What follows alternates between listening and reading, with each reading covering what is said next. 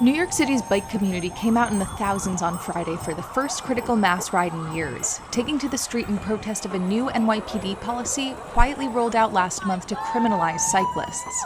The NYPD is now treating minor traffic infractions as criminal offenses, making cyclists go to court and plead their case in front of a judge, risking a warrant for their arrest if they don't show up. But do the same from behind the wheel of a car, and you get a traffic ticket that you could just pay online.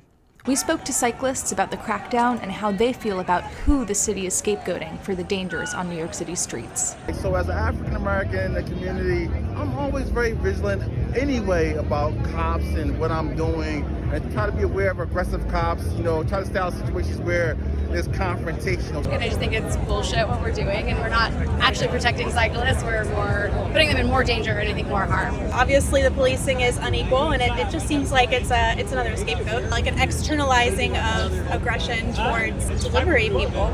The policy is said to be targeting e-bike riders, many of whom are immigrant gig workers delivering for apps like Grubhub and DoorDash, but we've seen it applied to both pedal and e-bike riders. My impression is that this is a way to give summons to a bunch of people they want to see in court, and I think that is disproportionately applied to certain groups in the city. I'm an immigrant. I'm here on a green card. Getting one of these criminal summonses could be damaging for me. So there's 100 other things that you can do besides give criminal summons or put people in legal jeopardy that could put their lives or livelihoods in danger.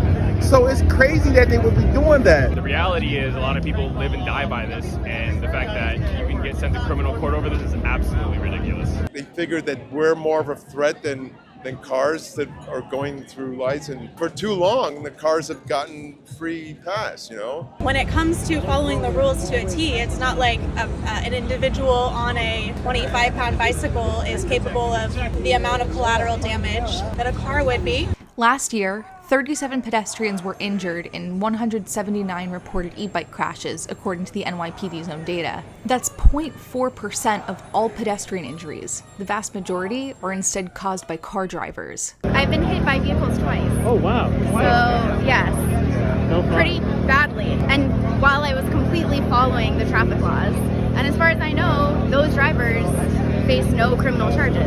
I think people just take their feelings and their frustrations out on people they consider lower on the totem pole, and I think that's all this is. Yeah, I'm really hoping that this sends the message that cyclists aren't the enemy, right? We're here to work with the city, and it would be great if the city considered us part of the road and started making rules that put us not last, not necessarily first, but put us in the picture. I think maybe having more conversation with actual cyclists versus making these laws with not actually communicating with the community. Support more bike lanes, support more bicyclists in the city.